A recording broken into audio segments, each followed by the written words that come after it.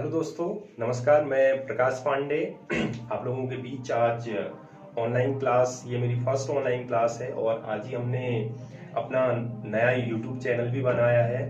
तो जितने भी स्टूडेंट्स हमसे जुड़ रहे हैं, जिनको क्लास अच्छी लगती है तो लाइक सब्सक्राइब जरूर करें और जहाँ पे आपको डाउट होता है वो कमेंट के माध्यम से आप लोग लिख सकते हैं।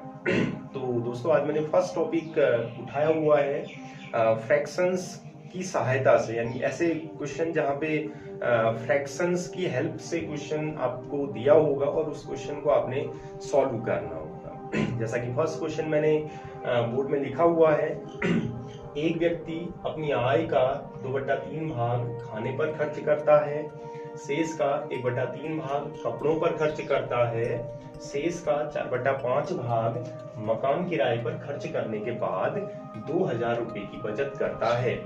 वह किराए पर कितना रुपया व्यय करता है?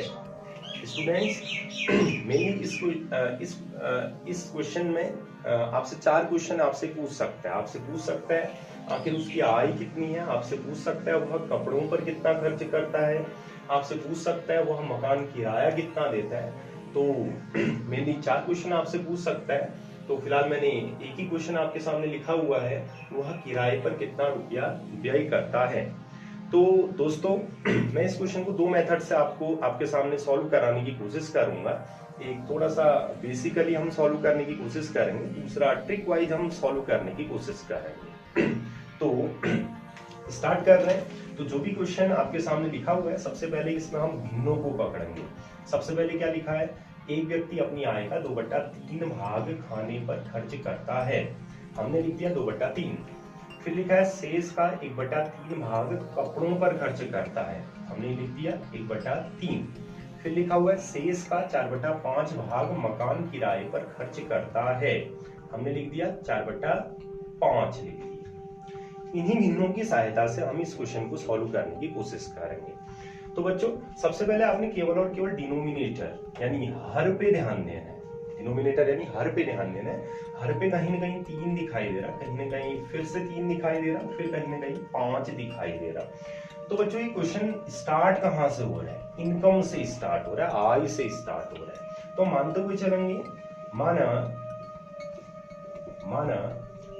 आय होती होगी 3, 3, 5।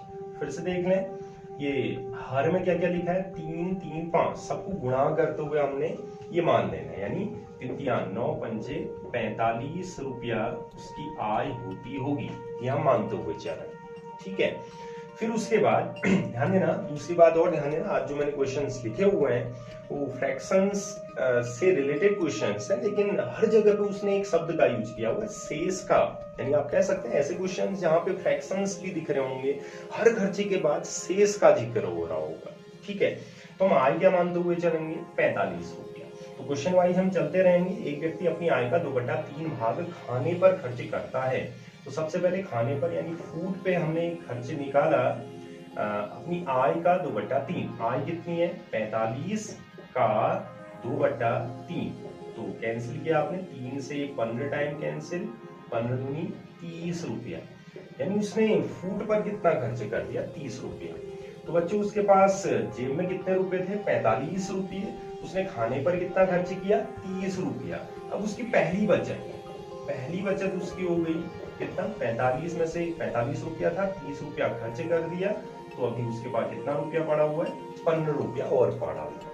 फिर क्वेश्चन आगे बोले गए हम शेष का यानी अब जो बचा, शेष का 1/3 भाग कपड़ों पर खर्च करता है। तो नया खर्च निकाला हमने क्लोथ पे। शेष का यानी शेष क्या है? 15 का 1/3 यानी कितना? 3 पंचे 15, 5 रुपया उसने खर्च कर दिया क्लोथ पे।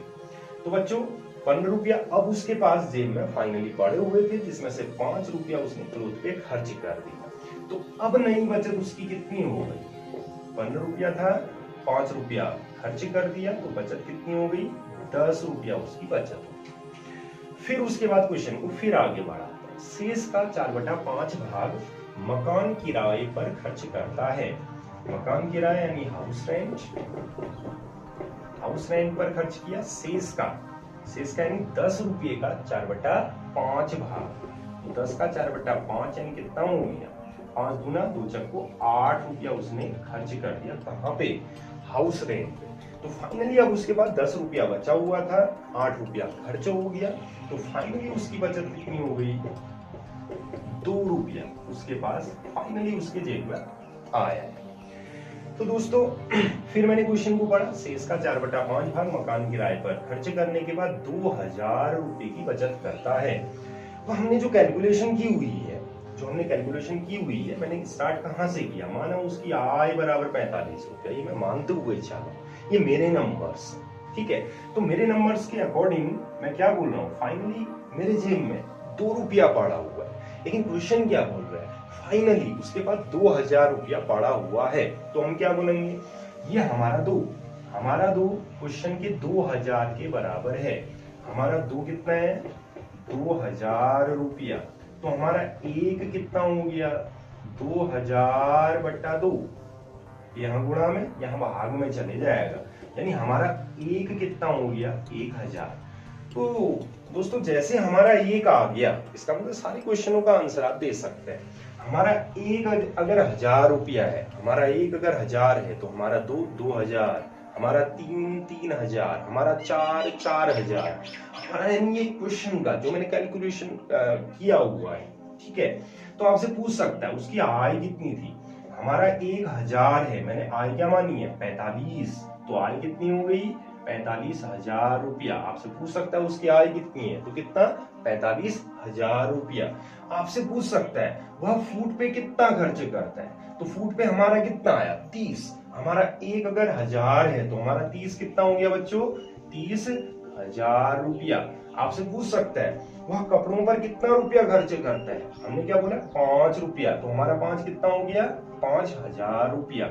और आपसे पूछ सकता है हाउस रेंट यानी मकान किराए पर कितना खर्च करता है, हमारा 8 कितना हो गया बच्चों, 8000 रुपया।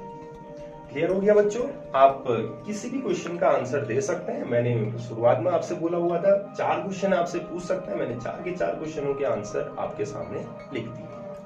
हाँ, तो दोस्तों अभी जो मैंने आपको मेथड बताई हुई थी, ऐसा नहीं है कि वो मेथड खराब है या लंबी है, ऐसा बिल्कुल नहीं है। लेकिन इस मेथड के अलावा मैं आपको एक सुपर मेथड भी आपके सामने रखना चाहूंगा। तो सुपर मेथड को सीखने से पहले आपने कुछ बातें समझने का प्रयास करना है। तो सबसे पहले आपने भिन्नों को समझना। भिन्न जैसे मैंने क्या लिखा, 2/3 लिख दिया। 2 यानी अंश, 3 यानी हर, न्यूमरेटर एंड डिनोमिनेटर। तो बच्चों जैसे मैं आपसे कहता हूं रमेश ने अपनी इनकम में से 2/3 रुपया बचत कर लिया। फिर से सुने डायलॉग, मैंने क्या बोला, रमेश ने अपनी इनकम में से, अपनी आय में से 2/3 रुपया बचत कर लिया। अब आपने इसके साथ रिएक्ट कैसे करना, ठीक है। सपोज करो आपने हर के साथ चल रहा है, सपोज करो उसकी 3 रुपया आई थी, मैंने बचत लिखा हुआ है। बचत करना या खर्च करना टोटली किस पे डिपेंड होता है, इनकम पे, आय पे डिपेंड होता है, ठीक है। मैंने बोला रमेश ने अपनी आय का 2/3 रुपया बचत कर दिया, तो आप कैसे रिएक्ट करेंगे। रमेश के पास 3 रुपया था, उसकी इनकम 3 रुपया थी, उसने 2 रुपया बचत कर दिया, तो आप खर्च बोल सकते हैं। खर्च, उसका खर्च कितना हो गया, 1 रुपया, कितने में से, 3 में से, तो खर्च क्या बोलेंगे, 1/3 बोलेंगे।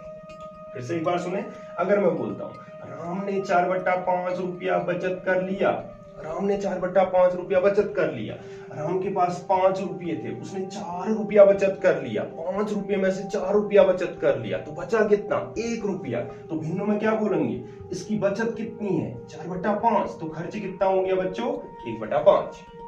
इसको हम दूसरे तरीके से भी रिएक्ट कर सकते हैं। अगर मैं क्या बोलता हूं, राम ने 2/3 रुपया खर्च कर लिया, खर्च भी किस में से होगा, इनकम में से। ये बेस है, हमेशा आपने डिनोमिनेटर को यानी हर को हमेशा बेस बनाना है। खर्च किस पे डिपेंड होता है, इनकम पे, यानी 3 आपका इनकम हो गया। आप क्या बोलेंगे, रमेश के पास 3 रुपये थे, 2 रुपया उसने खर्च कर दिया, तो बचत कितनी हो गई उसकी, बचत कितनी, 1, कितने में से, 3 में से। क्लियर हो गया, मैंने बोला 7/8 रुपया खर्चा कर लिया, तो बचत कितनी, 1/8। 3/5 रुपया बचत कर लिया, तो खर्चा कितना किया, 2/5। क्लियर हो गया। इसके अलावा दो चीजें आपने और समझनी पड़ेंगी। एक बार मैं क्वेश्चन में अभी आऊंगा, मैं बिल्कुल आपको गारंटी दे रहा हूँ, आप छोटी छोटी चीजें अगर समझेंगे तो मुश्किल से 2 या 3 सेकंड में आप हर किसी क्वेश्चन का आंसर दे सकते हैं। आपसे कोई भी क्वेश्चन पूछता है, इस टाइप की स्टेटमेंट अगर आपको दिखती है। दोस्तों, अभी तक आपने भिन्नों के बारे में समझा। अब इस क्वेश्चन को बहुत इजीली सॉल्व करने के लिए हो सकता है आप इस क्वेश्चन को 4 से 5 सेकंड में सॉल्व कर दें, या हो सकता है उससे भी जल्दी सॉल्व करें। तो उसके लिए मैं 2 चीजें आपके सामने फिर से रख रहा हूँ। आपने कुछ बातें समझनी पड़ेंगी। मैं एक एग्जाम्पल के थ्रू कह रहा हूँ। जैसे मैंने बोला आपकी जेब में 100 रुपये हैं। ध्यान देना, जेब में 100 रुपया होने का मतलब मैं आपकी इनकम बोल रहा हूँ, आपकी आय बोल रहा हूँ। आपकी जेब में 100 रुपये हैं, आपने पहले दोस्त को 10 रुपये दी, यानी ये खर्च है। फिर से सुनिएगा, आपकी जेब में 100 रुपये हैं, ये क्या आपकी इनकम। मैंने बोला पहले दोस्त को आपने 10 रुपये दिए, दूसरे दोस्त को 20 रुपये दिए, तीसरे दोस्त को 10 रुपये दे दिए। मैं आपसे पूछूंगा आपकी जेब में कितने बचे, तो आप सीधे से बोलोगे, झट से बोलोगे भैया मेरी जेब में 50 रुपये बचे। यानी मैं आपको इनकम बता रहा हूं, मैं आपको इनकम बता रहा हूं, खर्चा बता रहा हूं। मैं आपको इनकम बता रहा हूं और आपको खर्चा पता है, आप डायरेक्टली बचत बता दे, यानी इनकम से बचत निकालना, सीधा एक्शन, आप सीधे सीधे बोल पा रहे हो। इसी में मैं आपको दूसरा एग्जांपल देता हूँ। जैसे मैंने आपसे बोला, हो सकता है आपका कोई फ्रेंड हो या आपका कोई आपके पेरेंट्स हो, आपसे बिना बात किए या बिना आपको बताए आपके जेब में समथिंग रुपये डाल दिए हैं और आपको पता भी नहीं है कि हमारे जेब में कितने रुपये हैं। आप मार्केट में गए, आपने 20 रुपये वहां खर्च कर दिए, 200 रुपये वहां खर्च कर दिए, 100 रुपया अलग जगह पे खर्च कर दिए। अब आपसे मैं पूछूंगा आपके जेब में कितना था, आप नहीं बता पाओगे। समझ में आ रहा? तो इससे 2 चीजें आपने समझ ली। इनकम से खर्च या बचत निकालना, इनकम से बचत निकालना, सीधा एक्शन, आप डायरेक्टली बता रहे। लेकिन अगर मैं केवल बचत की बात करूंगा, बचत से इनकम पे जाओ, उल्टा एक्शन है। फिर से सुनिएगा एक बार, इनकम से बचत सीधा एक्शन, बचत से इनकम उल्टा एक्शन। तो इन्हीं एक्शनों की सहायता से, इन्हीं भिन्नों का यूज करते हुए हम कुछ इस क्वेश्चन को सॉल्व करने की कोशिश कर रहे हैं। ठीक है, तो फिर से एक बार देखते हैं।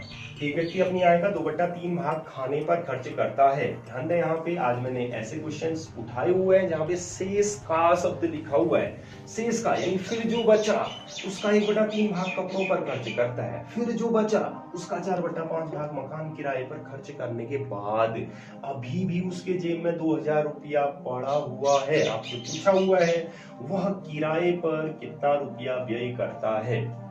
ठीक है, तो इस क्वेश्चन को हम इस बचत से आगे ले जाने की कोशिश कर रहे हैं। अगर आपसे आय पूछता है, सबसे पहले हम आय निकालेंगे। बचत से, फिर से ध्यान देना, बचत से मैं इनकम निकालूंगा, बचत से इनकम उल्टा एक्शन। अभी अभी मैंने समझाया था, इनकम से बचत, सीधा सीधा सीधा। लेकिन बचत से इनकम, बचत है, से इनकम निकालूंगा मैं, कैसा एक्शन, उल्टा एक्शन। अब शुरुआत वाली लाइन में, एक व्यक्ति अपनी आय का 2/3 भाग खर्च करता है। 2/3 भाग खर्च किया, बचाया कितना, 1/3। देखिए मैं तो बचत से इनकम ला रहा हूं उल्टा, 1/3 न होते हुए 3/1। फिर से सुनने, 2/3 खर्च, बचत 1/3, उल्टा, बचत से मैं इनकम ला रहा हूं उल्टा। फिर से शेष का 1/3 भाग कपड़ों पर, 1/3 भाग खर्च, बचत 1/3 खर्च, बचत 2/3, उल्टा 3/2। शेष का 4/5 भाग मकान किराए पर खर्च, खर्च 4/5, बचत, खर्च 4/5, बचत 1/5, उल्टा 5/1। अगर आपसे पूछता उसकी इनकम कितनी है, तो ये आपका आंसर। लेकिन क्या पूछा हुआ है, कहां तक जाना है हमने, कहां तक जाना है, वह किराए पर कितना रुपया खर्च करता है, यानी यहां तक, इस फ्रैक्शन तक जाना है, किराए पर कितना खर्च करता है। अब जो ये क्वेश्चन है, शुरुआत में आपने बचत से जाते हुए शेष निकालते रहना है। अब इनकम आ चुकी है, अब इनकम से अगर मैं बचत की ओर जाऊंगा तो अब उल्टा एक्शन होगा। चलिए फिर से शुरुआती लाइन में, ये आपकी इनकम आ चुकी है। इस इनकम का 2/3 भाग, फिर से शुरुआत में आ जाओ, 2/3 भाग खाने पर खर्च करता है, बचत 1/3। अब उल्टा एक्शन हो चुका है, इनकम के बाद 1/3, फिर शेष का 1/3 भाग कपड़ों पर खर्च करता है। 1/3 खर्च किया, बचत 2/3 का 4/5 खत्म। बस बच्चों, इसी को सॉल्व करना है आपने, तो सॉल्व किया हमने 5 5 2 2, इसके अलावा 3 3 3 3, इस तरीके से 8,000 रुपया, जो कि आपका उत्तर है। तो दोस्तों, आज ये मेरा फर्स्ट वीडियो है। हो सकता है हम टेक्निकली बहुत अच्छा नहीं कर पा रहे हैं या कर पा रहे हैं, ये सब आप कमेंट्स के थ्रू लिख सकते हैं, या जिन लोगों को ये वीडियो अच्छी लगी वो कमेंट्स जरूर लिखें, और सभी लोग लाइक जरूर करें और सब्सक्राइब जरूर करें। तो आपको ये क्वेश्चन समझ में आया या नहीं आया, या कहाँ पे आपको कमी लगी, कहाँ पे ऐसा लगा कि कुछ और अच्छा काम हो सकता है, ये सभी आप कमेंट्स पे लिख सकते हैं। और जिनको ये वीडियो पसंद आई वो लाइक करें, सब्सक्राइब करें और अपने दोस्तों को जरूर बताएं। और ये मेरा फर्स्ट वीडियो है, और कल से जैसे ही मैं नया वीडियो आपके सामने रखूंगा, हो सकता है उसमें 4 से 5 क्वेश्चंस हों, या हो सकता है मैं कुछ प्रैक्टिस सेट्स भी अवेलेबल कराऊं आप लोगों के बीच। तो दोस्तों, आप लोग हमें कमेंट्स के थ्रू अधिक से अधिक सजेशंस दे सकते हैं, ताकि हमें और ज्यादा एनर्जी आए, और आप लोगों को अगर पसंद आएगा तो हम और ज्यादा वीडियोज आप लोगों के सामने, और लंबे वीडियोज और ज्यादा क्वेश्चंस आप लोगों के सामने रखने की कोशिश करेंगे। तो दोस्तों, जितने भी स्टूडेंट्स हमसे आज जुड़े और वीडियो पूरा देखा आपने, तो आप सभी का धन्यवाद और सबको मेरा नमस्कार।